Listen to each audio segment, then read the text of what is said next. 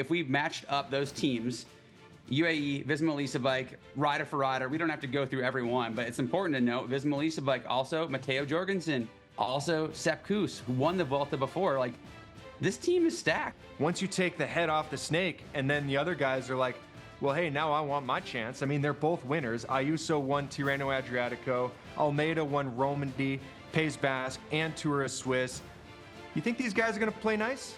I'm picturing Jonas in the leadership role, UAE like bringing it to him like his team tried to do to Tadej this year. And I'm also thinking, like, can he handle that? Because he hasn't really been in that role where he is the favorite and people have been like swinging at him from behind. And also this question of, like, again, like, Jonas is the favorite. Like, what happens if he doesn't win?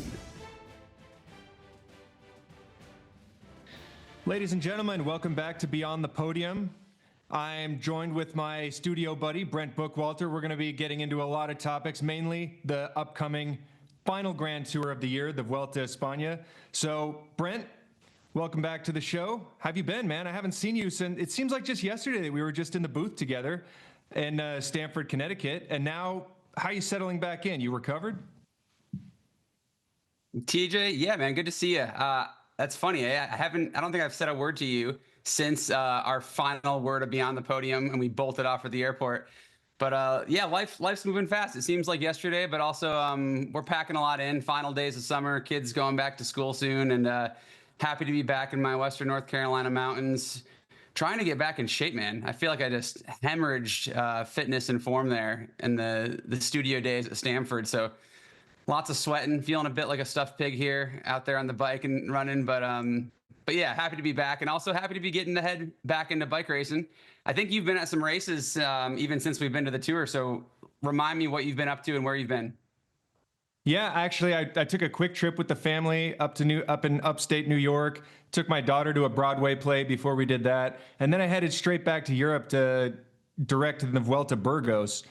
And now I've just been back in Mallorca, and I hear you with that fitness thing, man. Like, those 3 a.m. wake-ups, it does not do good things for the form. But I've been trying to get back into shape, but it's been so darn hot here in Mallorca that I try to get out on the bike or try to go for a run, and I just can't get anything done, man. I need some cooler temperatures. I need to get this thing back on track. But I also wanted to ask you, how's the schooling going? Are you fully done? Have you gotten your degree in sports psychology yet? Yeah, man. Yeah, thanks for asking. Yeah, I am waiting for my official graduation, but I've turned in everything. All my classes are complete. And yeah, should shortly be receiving the official Masters of Science in Applied Sport and Performance Psychology after grinding the past couple of years. So yeah, happy and excited to be turning that into some mental performance coaching and figuring out what's next, but also still just hasn't really settled in yet between the tour, finishing that. You know how it is. Like, it's like a cycling season. We need the off season almost to just sort of like let it all marinate and sink in and figure out next steps. But yeah, thanks for asking, man.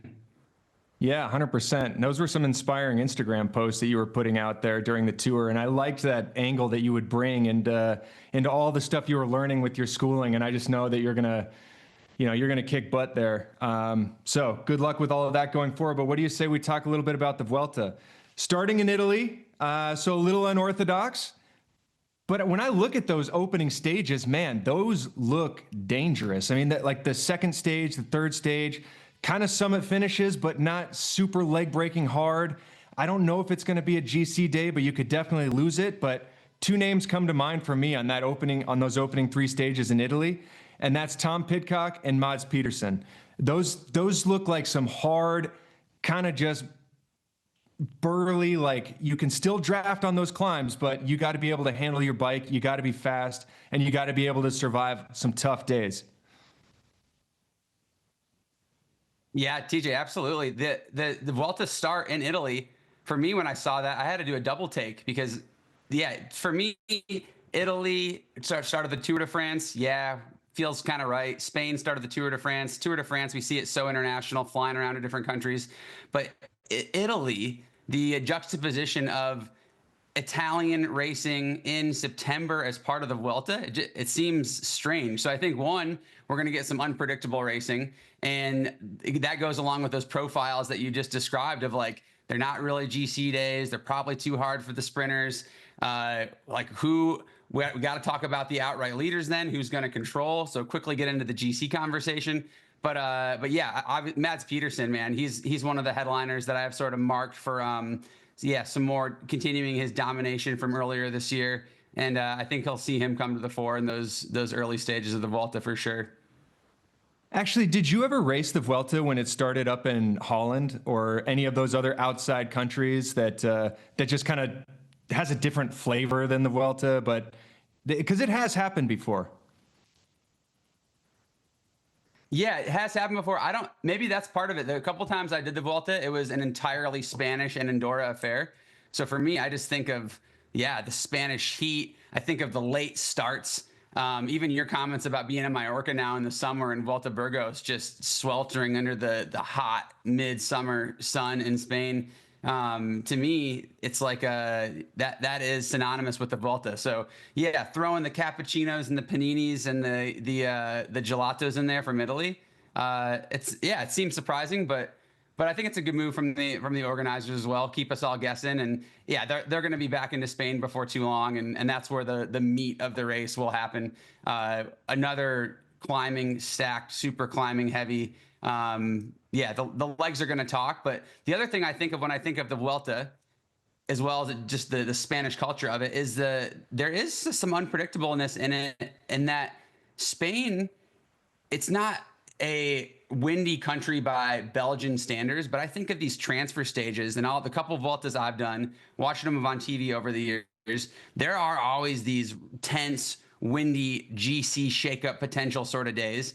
And, when I'm looking at the course route, there's definitely a couple of those, even in the first half of the race. So I'm definitely really, really excited for that too. I think these teams, they have to build their teams with so many climbers, all these whippets, super skinny climbers who are super heat adapted, been up at altitude climbing. But then, the the plains in Spain, man, there is some whipping wind out there. And that's something else that sticks out from my own Vuelta experience. There's sort of these ambush sabotage of just thinking we're settling into these long climbs, finding tempo, and then just getting into the plains and just getting, blown off our bikes and echelons going everywhere.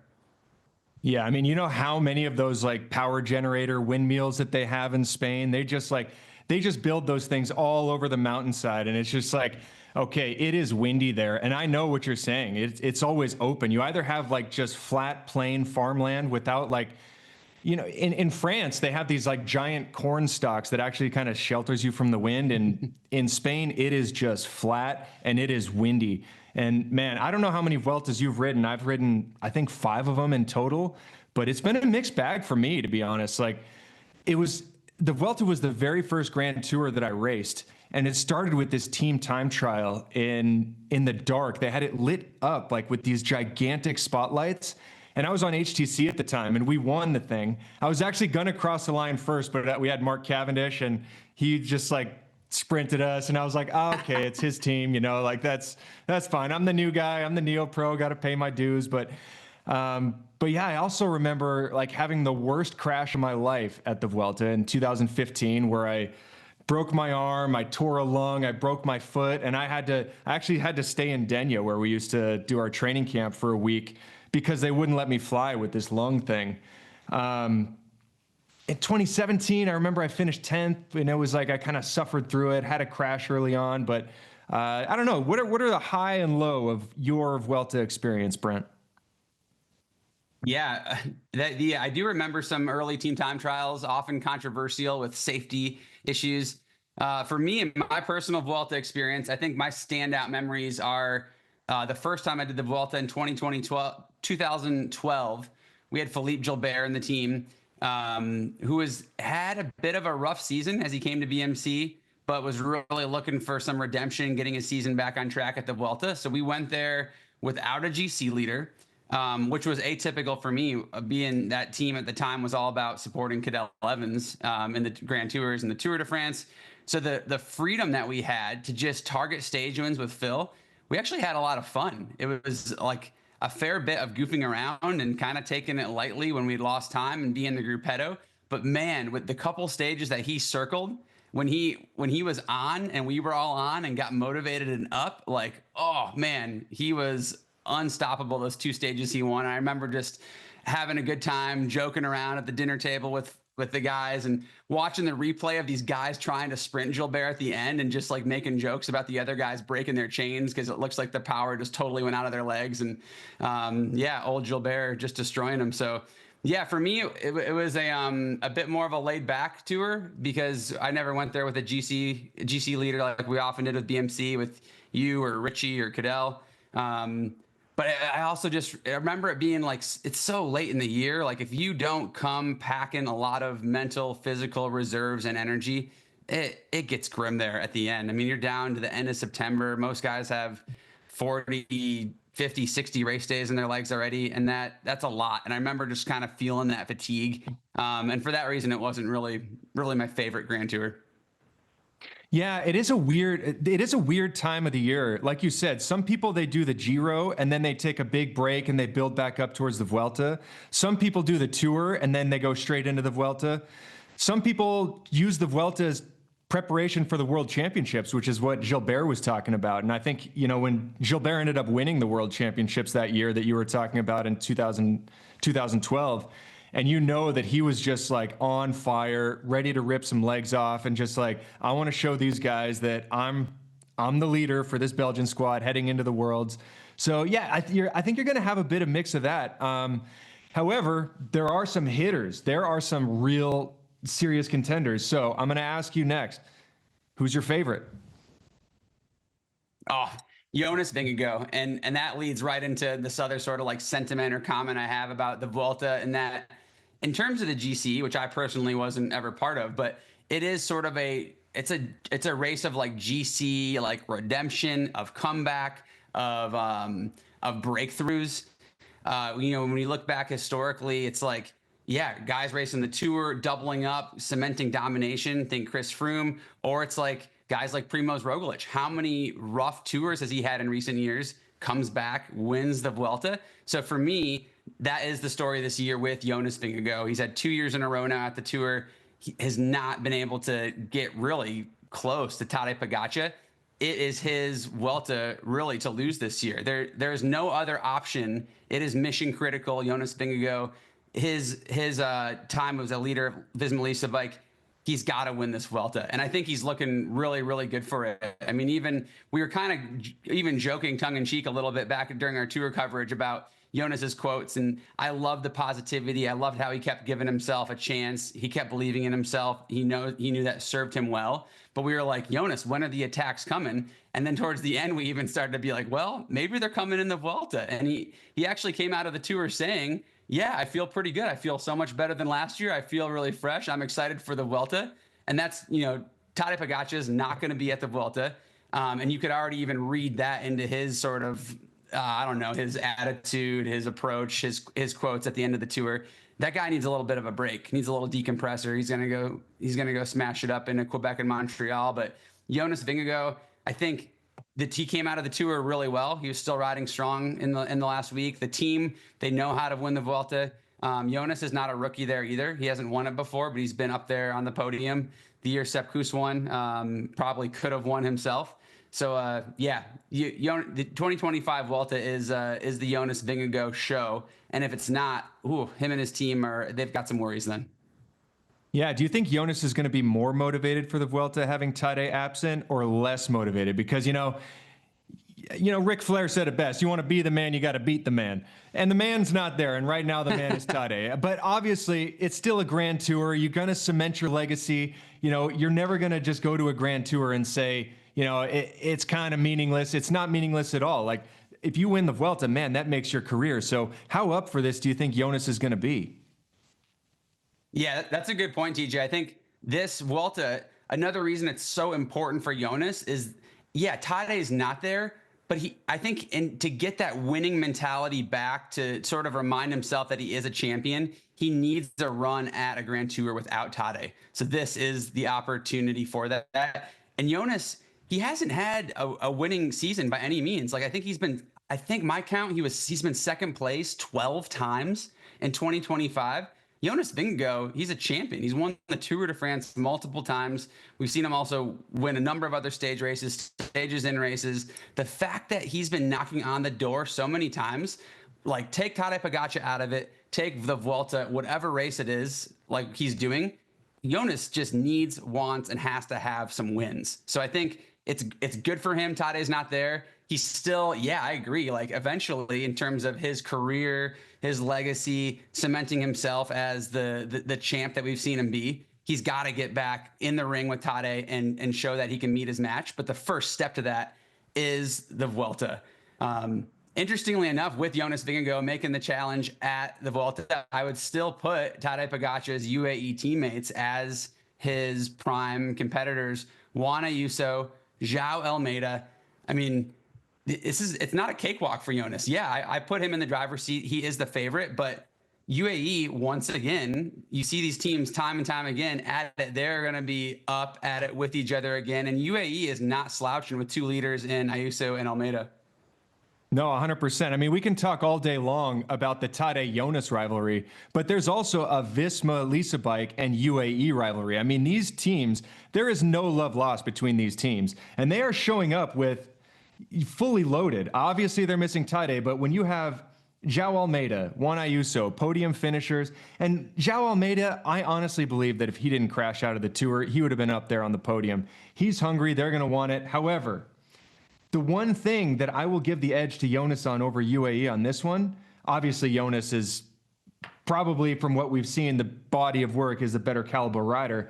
I don't know if Joao Almeida and Juan Ayuso can play nice with each other. I think it takes a presence of a Tadej Pogacar to be like, guys, put you in your place. This is what your jobs are. This is what you guys are doing. You're getting behind me. Once you take the head off the snake, and then the other guys are like, well, hey, now I want my chance. I mean, they're both winners. Ayuso won Tirreno Adriatico. Almeida won Romandy, Pays Basque, and Tour of Swiss. You think these guys are going to play nice? No, I don't. And that's another, when I saw that roster, I'm thinking about it, and I'm envisioning even the samplings we have of Almeida and Ayuso riding together. They just don't play well together. I mean, I would almost argue, based on what I've seen, history, my interpretation of what I've seen them riding together, riding within their team. Yeah, real quick, Brent. I just want to remind you of the Galibier when Almeida was calling Ayuso to the front, like waving him up there, gesticulating, as Bob Roll would say.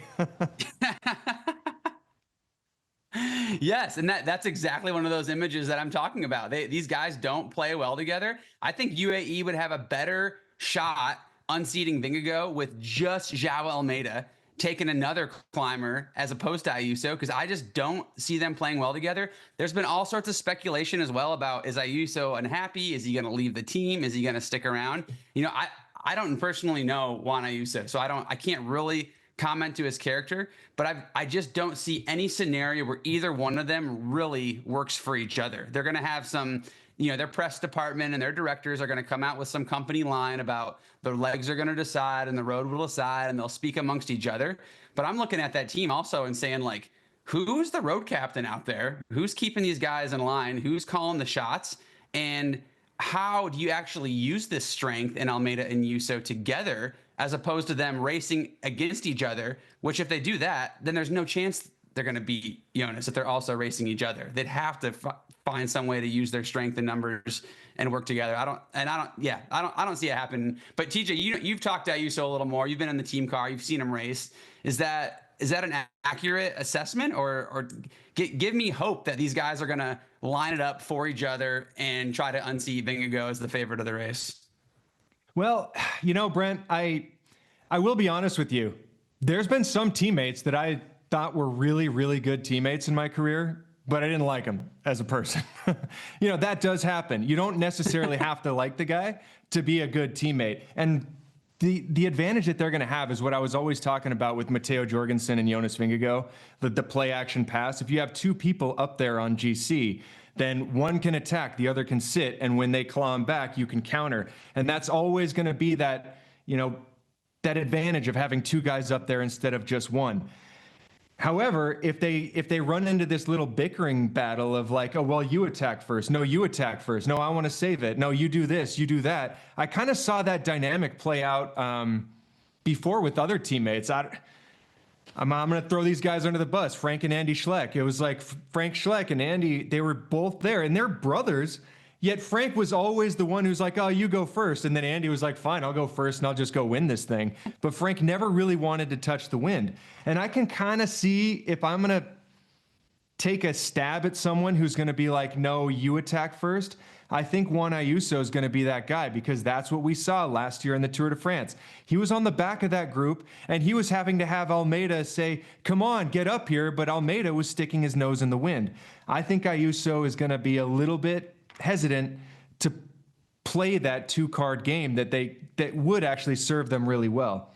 But, time will tell. Maybe they'll get along just fine, and maybe their director there will be like, hey, this is how it's got to be. And I hope that they have some solid leadership on that team, and because really all I want to see is a great race, and these two have the best chance of unseating Jonas, or at least pushing Jonas, and if they're gonna do it, they're gonna have to do it together.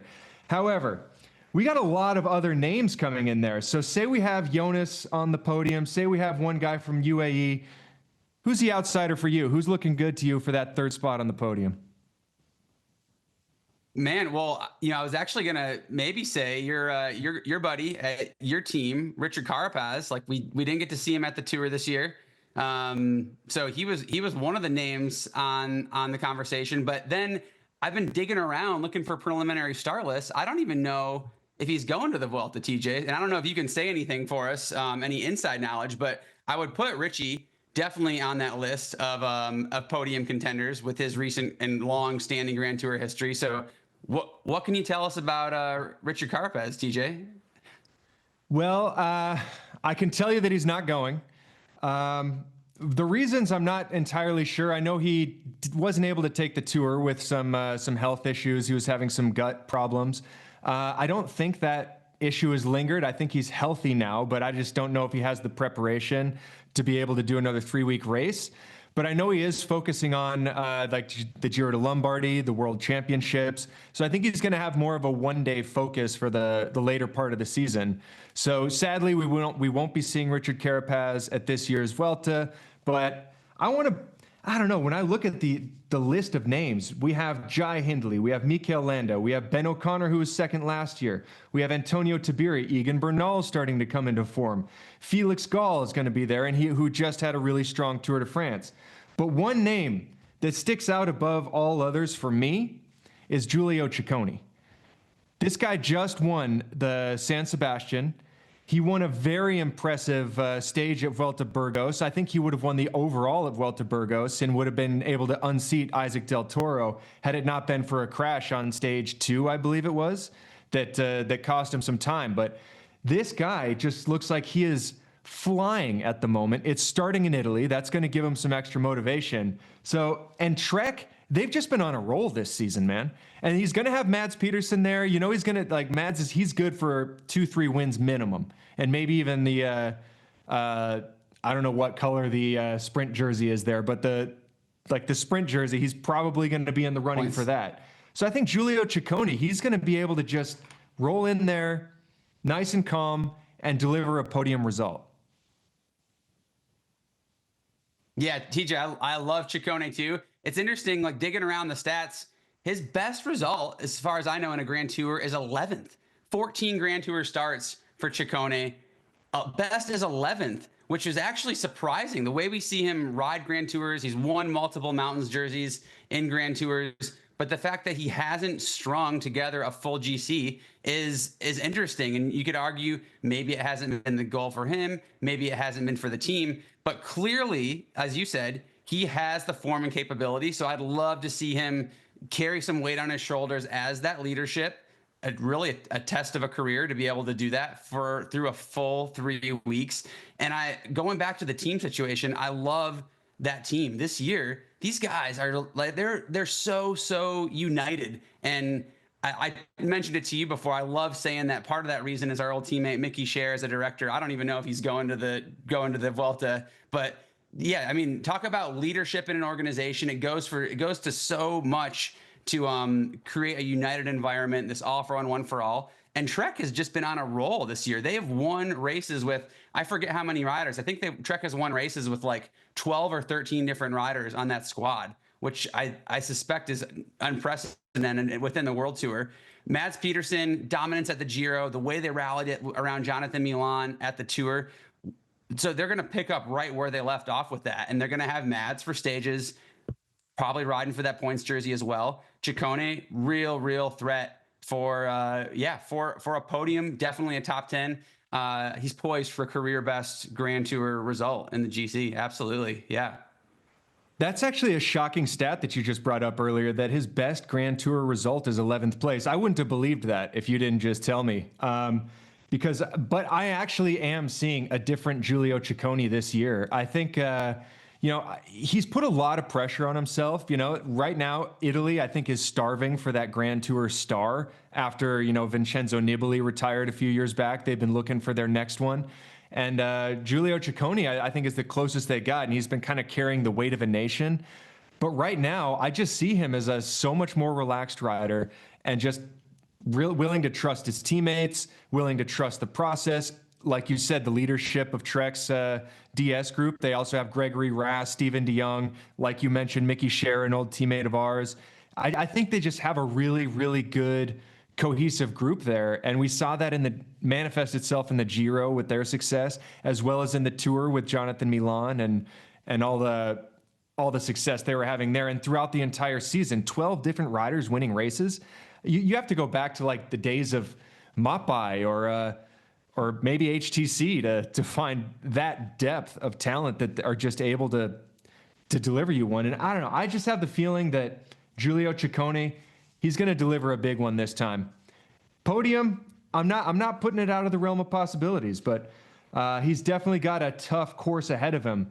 I'm counting 9 summit finishes at this Vuelta, Brent. I mean, it's kind of unclear what you want to define as a summit finish, because some of them, like I said, on stage 2, not the steepest one, but it is a climbing heavy Vuelta. You're going to have a team time trial on stage 5 and then an individual time trial all the way on stage 18. It's not leaving a whole lot for the sprinters. So we're going to see a lot of action with the climbing. So I don't know. Yeah, and this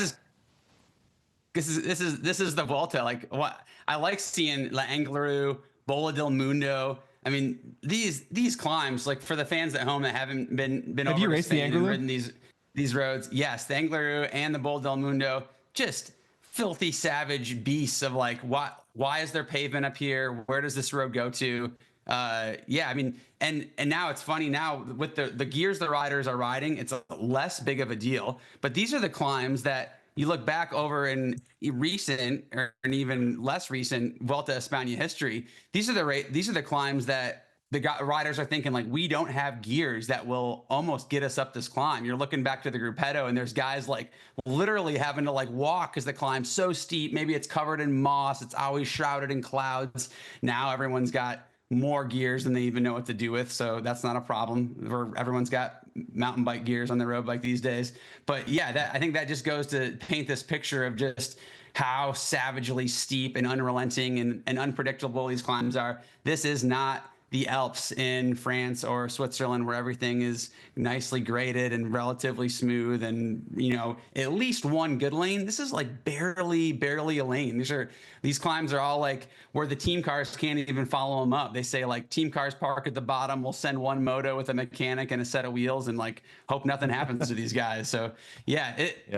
Oh man, it is so steep, and you just look at even like you look at the physicality, the body types of the recent Vuelta España winners, and that already kind of paints the picture of like, oh yeah, to have a chance at this race, you've got to be like toothpick. They're the little guys, the climbers. 100%. I remember racing the Angliru back in 2017, and it was raining really hard that day, and we get to these steep slopes of the Angliru, and it was like I was trying to stand up. But every time I would stand up, it was like my wheel would slip because I would lose traction, because it's like it's so wet and mossy in that area, and that climb is so steep. And maybe the tires weren't as good back then as they are now, but it was like, yeah, I had to sit down and just kind of power my way through, kind of doing this. We call it SFR efforts, remember those efforts that Max Testa used to give us when you just chuck it in the big ring and you like go at 50 to 60 RPMs.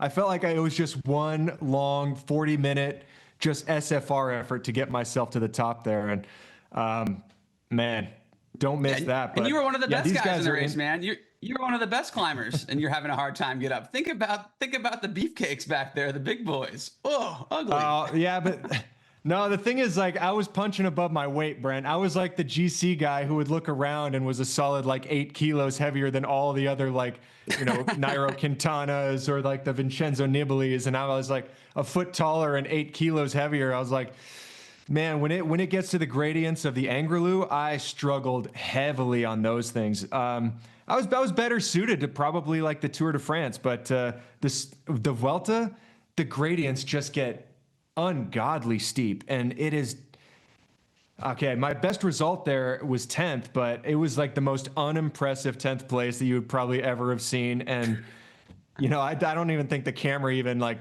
hit me one time. I was just kind of like clawing my way and just chugging along to a 10th place. Yeah, but that's no joke, man. And I think that's a nice I imagine that year, I don't know what the profiles was like in terms of time trials and mountain stages, but I suspect you used the time trials to your credit that year. And that's another notable fact from the route this year. Like a team time trial back in a Grand Tour, they used to be just throwing these team time trials in every Grand Tour. There was a period when we were teammates at BMC. I feel like almost every race we did, Grand Tour, stage race, whatever, had a team time trial. There's a team time trial. We were so good. How good was BMC we were good at team time trials, Brent? I would say, like, towards the end of my career, I never got nervous to take the start of a race unless it was a team time trial. Like the team time trial, you line up at that start and you're just like, oh man, like, please don't let me be the one to screw this thing up for the team. But yeah, I dig that there's a team time trial back, but I got to tell you, Brent, time trialing is becoming a sort of a lost art, I feel like. I remember back in 2012, we had a 9K prologue, a 42K time trial, and then it finished on stage 20 with like a 52K time trial. There was like almost 100 kilometers of time trialing. Now there's a team time trial, which I love, 24K. I don't think the time differences will be very big. But then you only have one 27-kilometer time trial. So it does kind of limit who is actually able to punch their name into that GC conversation when you eliminate, your Tom Dumoulin type of riders or your Bradley Wiggins type of riders, so I don't think can really then push themselves into that discussion. I don't know. How do you feel about this? Yeah.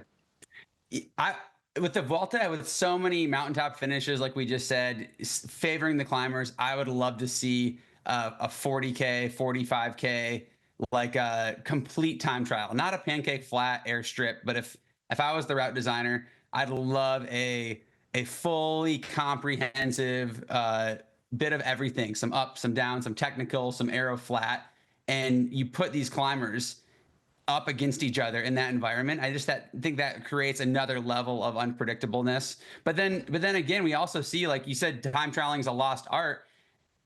Maybe it's a lost art. It's also just evolved so much. It's not like the best GC guys now, and I feel like almost everyone is also super aero, and everyone is also good on their TT bikes. They're riding the shorter crank so they can get more comfortable, get the better hip angle. Like all the gear is tested.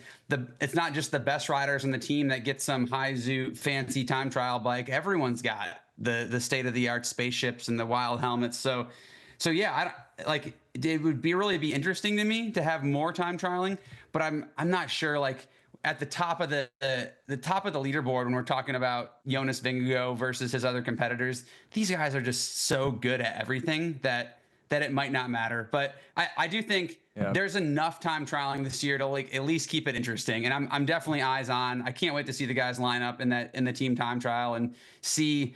What's always interesting in the team time trial to me is it's more about like the bad days. Like you said, when a team rolls off that ramp and those guys aren't synced up and a couple of guys have those bad days and you don't check your ego at the door, oh man, it unravels quick and it is ugly. And everyone is just hoping not to be one of the guys, one of the teams with those moments.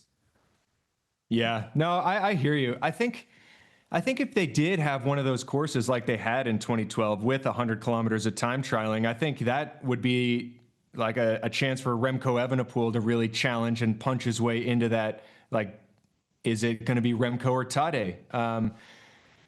No, but you are right. We aren't seeing those Tony Martins or the Fabian Cancellara's. They're not the ones winning the time trials anymore. Like right now, the guys who win the Tour de France are the ones also winning the time trials, which, sometimes you see that. In some eras you see that, some eras you don't. You have like those true specialists, but now cycling is just getting so homogenized that like, the winner of the Tour de France is finishing second on the podium at Paris-Roubaix.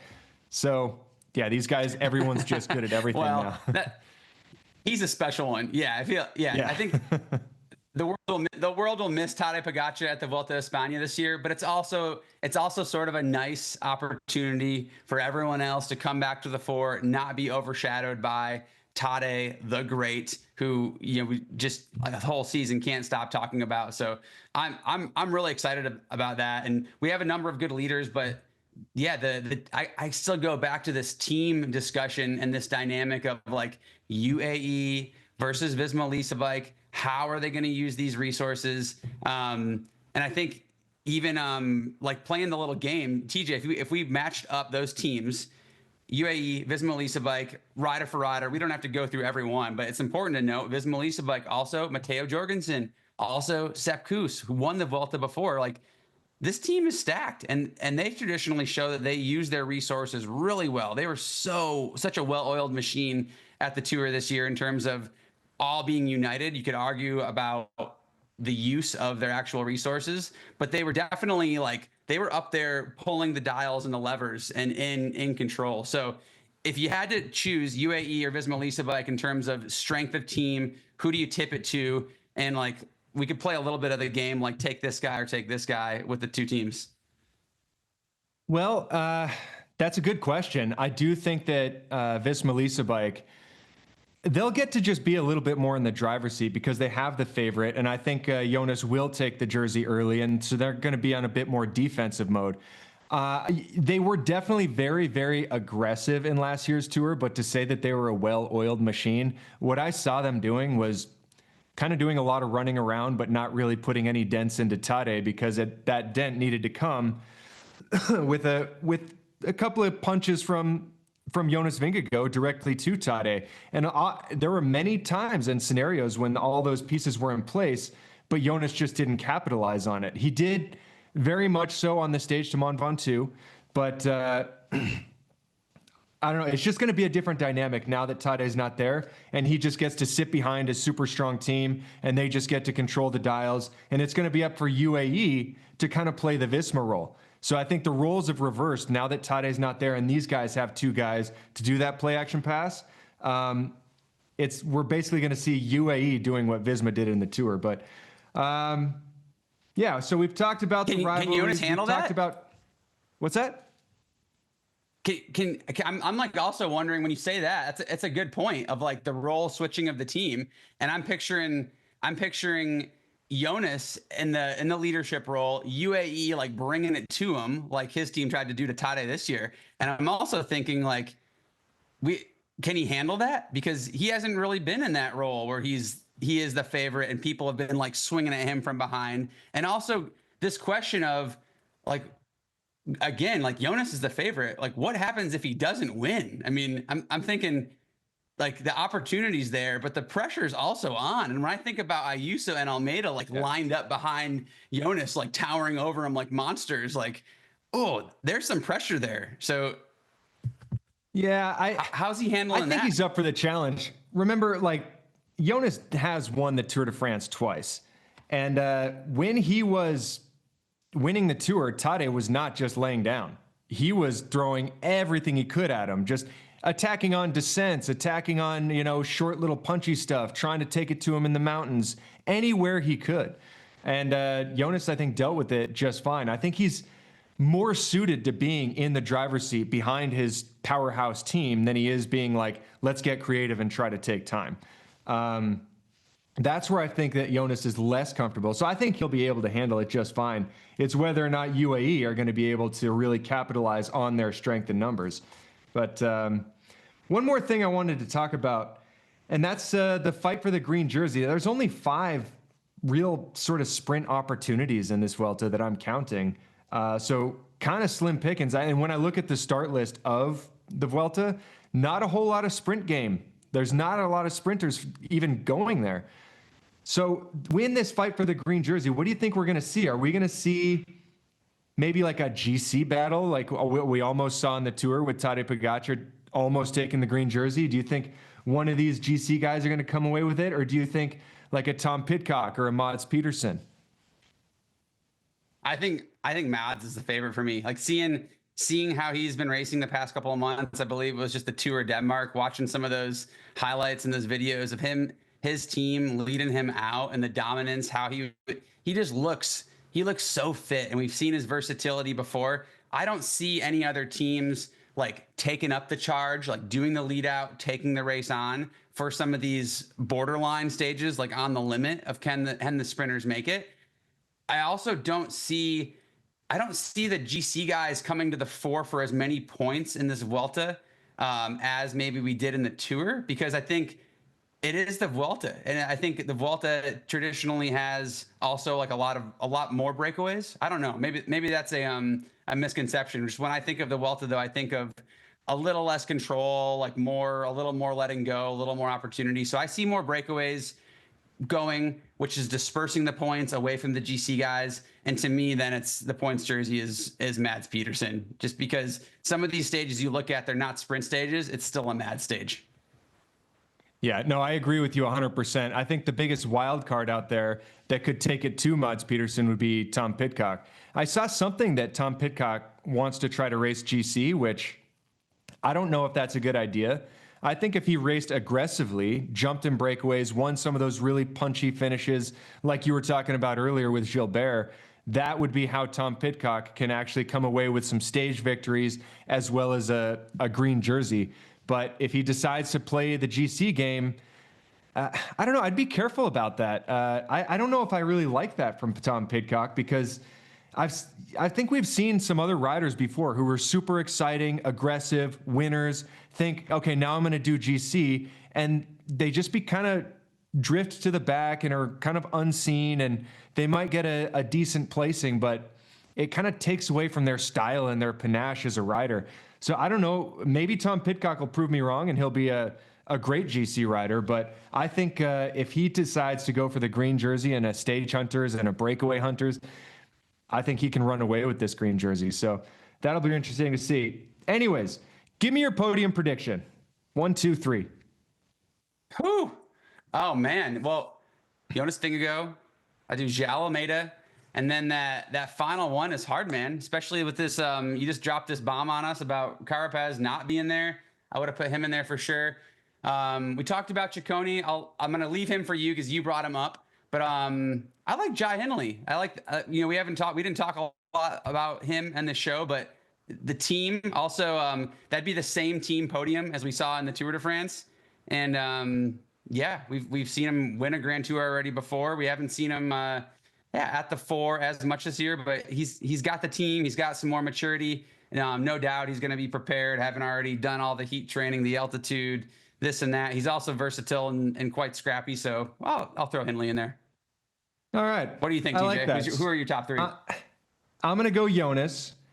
I'm going to go Ayuso instead of Almeida, which I'm not confident about, but just because Ayuso's part American, and, we play him up as an American, I'm going to put him in there. And then I'm going to go with Ciccone, like I said before, because I just think I've seen him in a couple of races recently, and he's really impressed me. And I think he's riding on a higher level than we've seen him in the past. So there you have it. Nice. All right, man. Brent. Well, TJ, it's really good catching up with you. Yeah, you just hosted your first Beyond the Podium, TJ. You did. I did. You rolled us taking my training wheels off. You ran us through the topics. Are your pits more sweaty than usual? How are you feeling after that? They're a little bit. I mean, answering questions is a lot different than keeping the flow rolling. But, I figure like training wheels have got to come off at some point. And, I'll let you take it before the Tour de France. But coming into the Vuelta, I'm like, hey, why not give it a shot? So thanks for letting me take the wheel on this one. Nice, man. That's what good teammates do. Yeah, trade the work and the load back and forth. And yeah, thanks for carrying the weight on this one. I enjoyed it. Nice work. All right, well, I appreciate it. Remember, guys, you can catch the Vuelta live every day on Peacock, hosted by Bob Roll and Christian Vandevelde. So tune in. I know that you guys are all jonesing for some more Grand Tour action after the Tour de France, and it's coming up pretty soon. So tune in to the Vuelta España. For all your cycling content year-round, subscribe to NBC Sports YouTube page. We got it all.